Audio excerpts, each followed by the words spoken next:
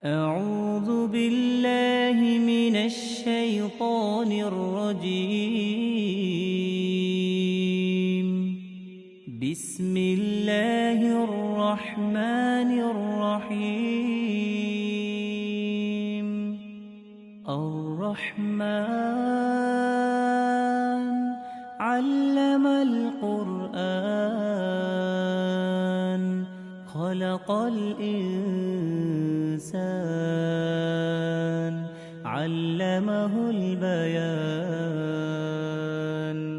الشمس والقمر بحسبان والنجم والشجر يسجدان والسماء رفعها ووضع الميزان ألا تطغوا في الميزان وأقيموا الوزن بالقسط ولا تخسروا الميزان والأرض وضعها للأنام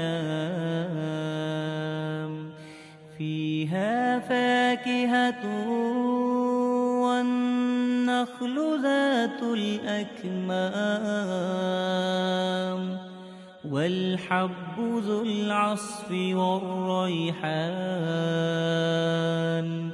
فبأي آلاء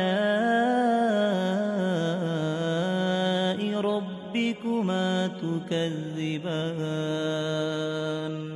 خلق الإنسان من صلصال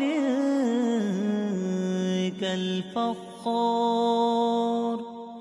وخلق الجان من مارج من نار فبأي آلاء ربكما تكذبان. رب المشرقين ورب المغربين فبأي آلاء ربكما تكذبان. مرج البحرين يلتقيان بينهما برزخ لا يبغيان فبأي آلاء ربكما تكذبان. يخرج منهما اللؤلؤ والمرجان فبأي آلاء ربكما تكذبان. وله الجوار المنشآت في البحر كالأعلام فبأي آلاء ربكما تكذبان. كل من عليها فان ويبقى وجه ربك ذو الجلال والإكرام فبأي آلاء ربكما تكذبان. يسأله من في السماوات والأرض كل يوم هو في شأن فبأي آلاء ربكما تكذبان. سنفرغ لكم أيها الثقلان فبأي آلاء ربكما تكذبان. يا معشر الجن والإنس إن استطعتم أن تنفذوا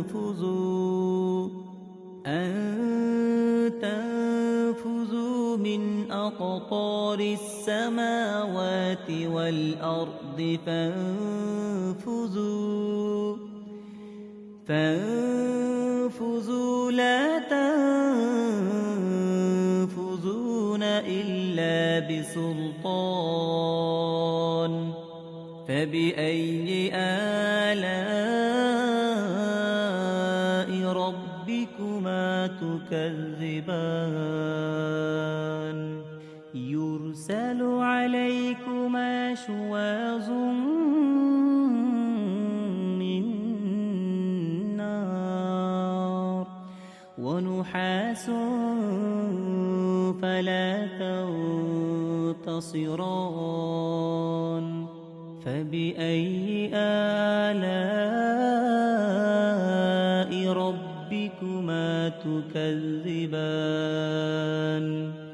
فإذا انشقت السماء فكانت وردة كالدهان فبأي آلاء ربكما تكذبان فيومئذ لا يسأل عن ذنبه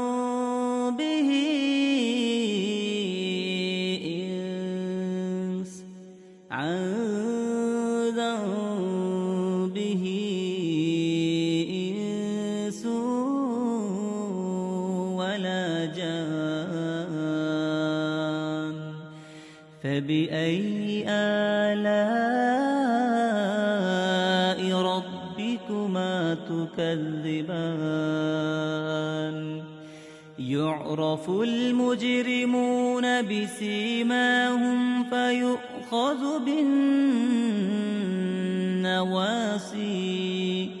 فيؤخذ بالنواصي والأقدام فبأي آلاء ربكما تكذبان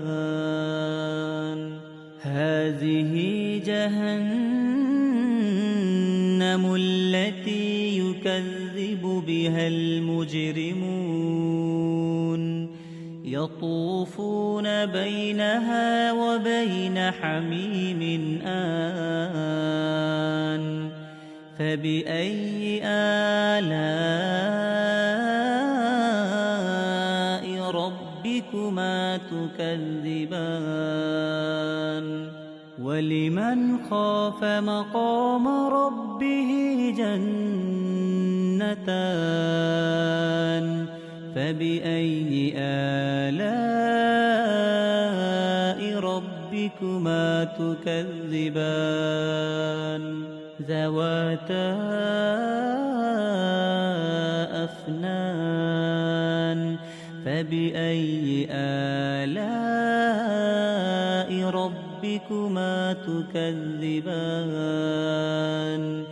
فيهما عينان تجريان فبأي آلاء ربكما تكذبان فيهما من كل فاكهة زوجان فبأي آلاء ربكما تكذبان متكئين على فرش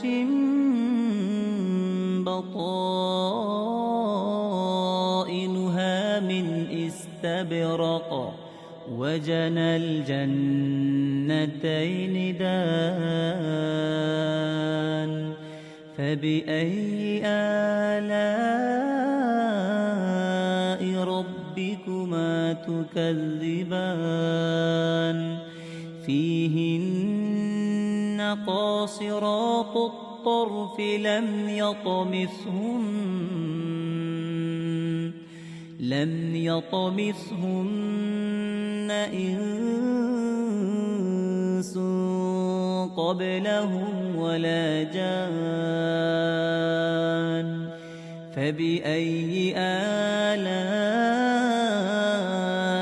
ربكما تكذبان كأنهن الياقوت والمرجان فبأي آلاء ربكما تكذبان هل جزاء الإحسان إلا الإحسان فبأي آلاء ربكما تكذبان ومن دونهما جنتان فبأي آلاء ربكما تكذبان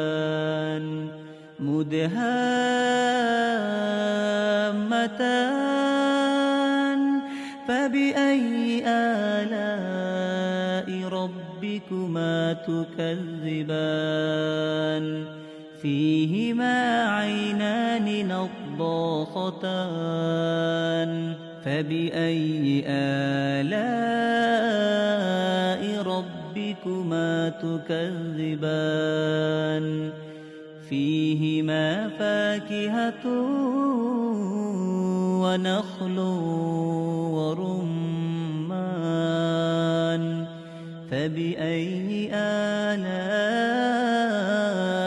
ربكما تكذبان فيهن خيرات حسان فبأي آلاء ربكما تكذبان حور مقصورات في الخيام فبأي آلاء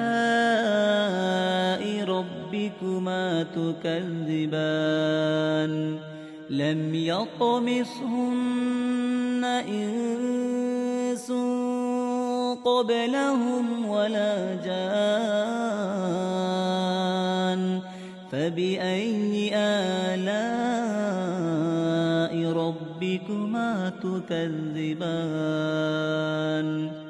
متكئين على رفرف خضر وعبقري حسان فبأي آلاء ربكما تكذبان تبارك اسم ربك ذي الجلال والإكرام